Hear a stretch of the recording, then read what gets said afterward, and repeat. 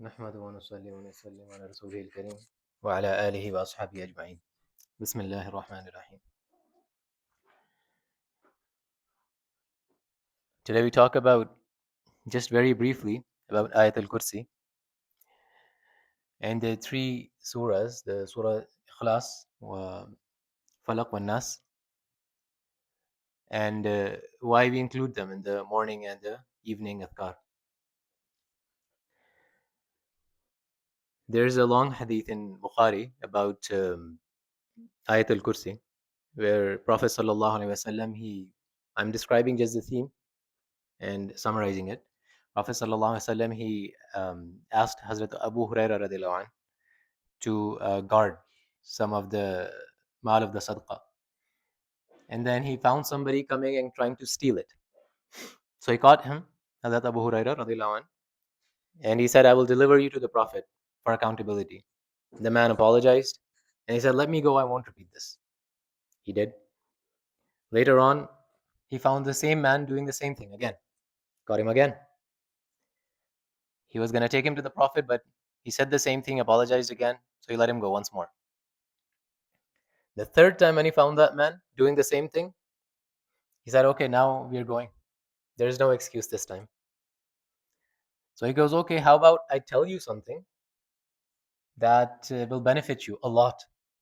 And in the exchange of that, you can let me go. So he said, okay, what is it? So he said, if you recite Ayatul Kursi when you go to bed at night, then Allah Azza wa Jalla appoints an angel, a protector, who protects you from any other shayateen coming close to you.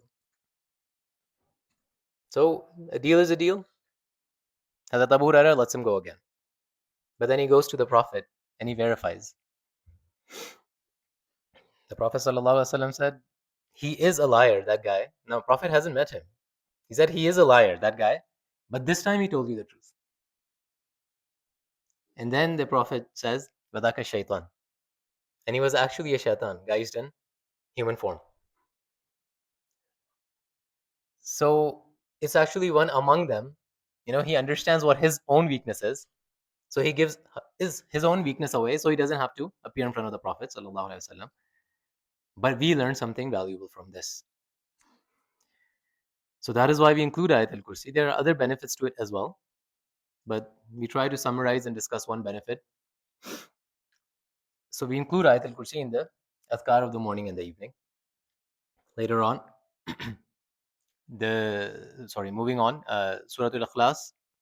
This is a renewal of faith. It's the keystone of theology for us, as Muslims. It's a keystone of theology. Any entity that satisfies the condition that is placed in Surah Al-Ikhlas, we have no problem in accepting that entity as God. We have no problem. But the only entity that will satisfy those conditions is Allah Azza wa Jalla. There's no other entity who can do that. When we say Qul huwa Allahu ahad, He's one and only. Even ahad, it means something. It doesn't just mean one. That's wahid. Ahad is a little bit different. It's one and only, kind of closer to English if you want to translate it like that. So He's one and only. Allahu Samad. He is free of any needs from anybody else. He is the one who's actually providing for them. Lam yalid wa lam yulad. He's post-eternal and pre-eternal. He wasn't born. He never came into being. He always was. And he will never end. He always will be. And he doesn't have progeny. This is a very stringent condition. There's nothing like him. Our brains, they think in comparison. Like if I say tall, like I will always want a comparison. Otherwise, tall doesn't make sense. If I say light, I will always want a dark. That's how we think. So this mic is small because it's smaller in comparison to something else. And I could say this mic is big in comparison to something else. That mic, yes. And I could say it's big in comparison to a thread. So there's no definite, absolute definition that we have other than for Allah Azza wa Jalla. So, وَلَمْ يَكُنْ لَهُ كُفُوًا أَحَدٌ. Now, if I ask somebody to think of a color that doesn't resemble any other color, could anyone think of a color like that? No. We think in resemblances, in contrasts. So Allah Azza wa Jalla places these conditions. This is the keystone of theology for us. Moving on, now we have renewed our faith. Moving on to Now we are going to ask for protection. Now, if there's only one entity that is doing everything, clearly you're going to ask protection from him. There's no reason and no sense in asking protection from anyone else. So, قُلْ أَعُوذُ بِرَبِّ الْفَلَقِ مِنْ شَرِّ مَا خَلَقَ وَمِنْ شَرِّ غَاسِقٍ إِذَا وَقَبَ. We'll go over the translations, inshallah, some other time. I want to complete, inshallah, today. So, قُلْ أَعُوذُ بِرَبِّ الْفَلَقِ, that's actually, in general, that's asking for protection from everything outside of us. And قُلْ أَعُوذُ بِرَبِّ النَّاسِ, that's asking for protection from everything that originates from within us. Waswas, anxiety, doubt. So now we are covered. Now, the last thing I want to add, these were all the morning and the evening adhkar that we did through the hadith, and we explained them a little bit. The last question that I want to pose to you, that inshallah we will talk about tomorrow, and I would request everybody to actually think about this so they can contribute a little bit.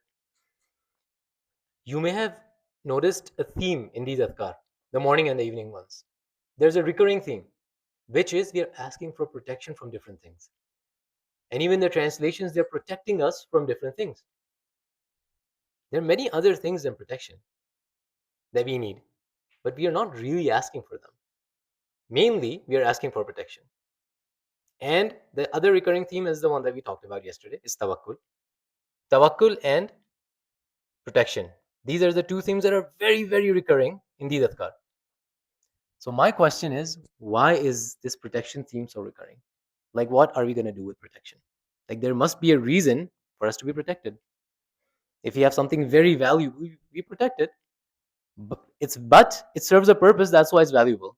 So we protect it so it can do something else. So my question is, why are we asking for so much protection in the adhkar? So think about this, inshallah, and we will try to talk about it tomorrow. Now we will, inshallah, do the adhkar. So we will start with astaghfar like we usually do.